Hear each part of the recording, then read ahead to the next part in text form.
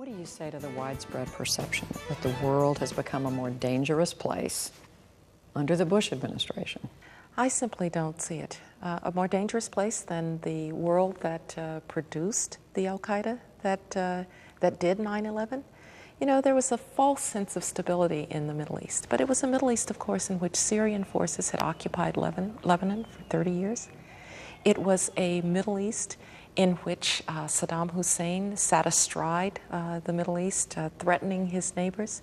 It was a Middle East in which authoritarianism was so entrenched that you had this malignant force growing underneath in Saudi Arabia, in Yemen, in Mosul. That now has been exposed. And yes, when you expose terrorists and you begin to take them on, then the fighting gets tough.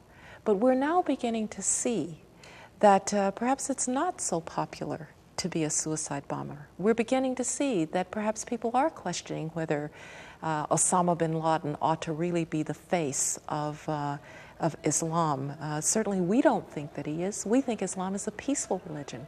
The Middle East that we inherited was a Middle East of repressed peoples, of violent extremism growing up as a force underneath. And by the way, even in the Palestinian-Israeli situation, do people forget that what we inherited was the Intifada?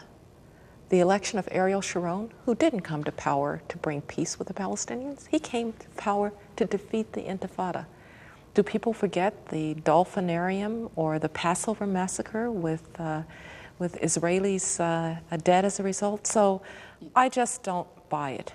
I just don't. This was a very dangerous Middle East, and it's going to be better. And what about the perception polls show that America is much less respected around the world than it was? Yes, the United States has had to do some difficult things, and yes, maybe there are people who don't like the policies that we've pursued, but we're also the United States of America that this president launched the largest health initiative in international history. The first 15 billion, now almost 50 billion AIDS relief program, a malaria initiative to try and have malaria deaths. The foreign assistance that was quadrupled by this administration in Africa, tripled worldwide, and doubled in Latin America.